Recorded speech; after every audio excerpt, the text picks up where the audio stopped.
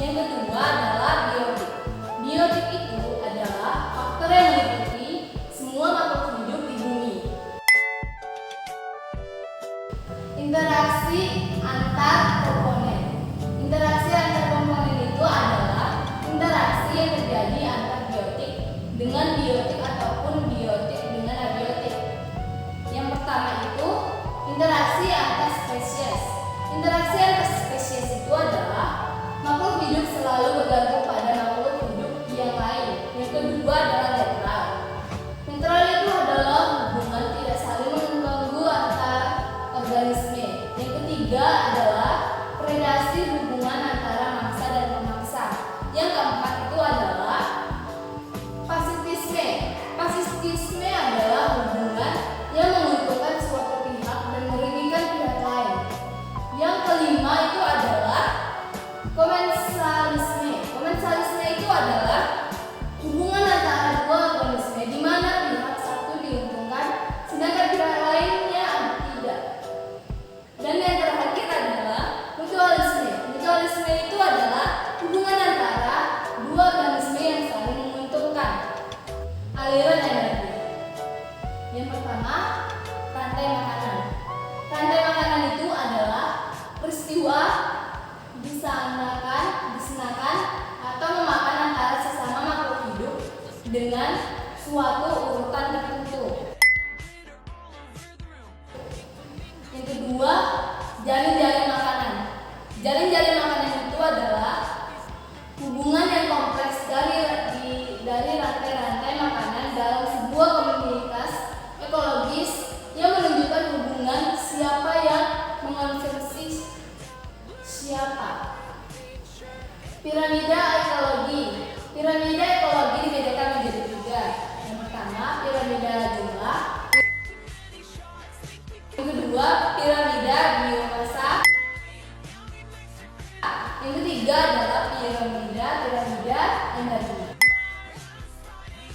Piramida jumlah adalah jumlah organisme yang berada di dalam suatu daerah tertentu yang dikelompokkan dan dihitung berdasarkan taraf trofi. Yang kedua adalah piramida biomasa. Piramida biomasa adalah yang menggambarkan jumlah berat total organisme yang menempati setiap tingkat trofi. Dan yang ketiga adalah piramida energi. Piramida energi adalah yang menunjukkan jumlah energi setiap tingkat trofi. Produktivitas. Produktivitas itu dibedakan menjadi dua. Yang pertama, produktivitas primer. Yang kedua, produktivitas sekunder. Yang pertama, produktivitas primer adalah laju penyimpanan energi yang dilakukan oleh produsen. Produktivitas ini terjadi karena produsen melakukan proses fotosintesis sehingga dapat menghasilkan produk. Yang kedua, produktivitas sekunder.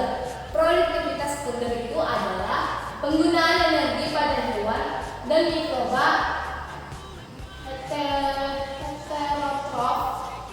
Produktivitas sekunder itu merupakan laju penambatan energi yang dilakukan oleh konsumen.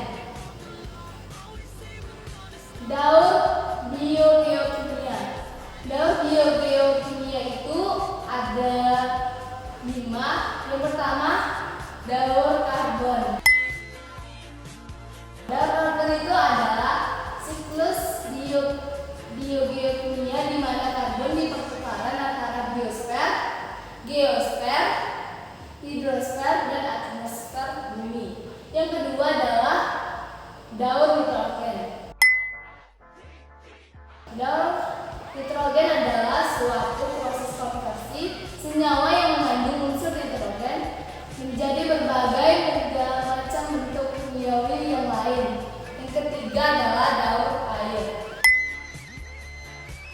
Daur air itu adalah situasi air yang tidak pernah berhenti dari atmosfer ke bumi dan kembali ke atmosfer melalui proses kondensasi, presipitasi, evaporasi, dan transpirasi. Yang keempat adalah daur fosfor. Daur fosfor itu adalah salah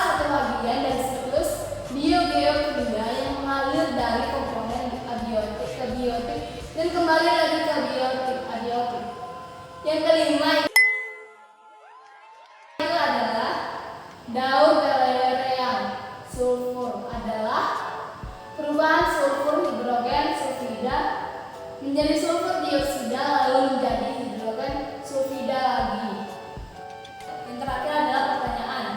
Yang pertama, apa sih contoh dari biotik dan abiotik? Contoh dari biotik itu adalah makhluk hidup seperti manusia. Dan contoh dari abiotik itu adalah benda yang tidak hidup. Contohnya itu kayak air, tanah. Yang kedua, daerah yang memiliki komponen biotik paling banyak pada ekosistem laut adalah fotik. Yang ketiga, jika suatu ekosistem air tawar tercemar insektisida kadar terbesar, penimbunan bahan pencemar akan terdapat pada ikan besar. Yang keempat, yang termasuk penyusun ekosistem komponen abiotik adalah cahaya, suhu, dan topografi. Dan yang kelima adalah organisme yang berperan sebagai produser di dalam ekosistem air adalah fitoplankton. Baik, ini saja yang saya sampaikan mengenai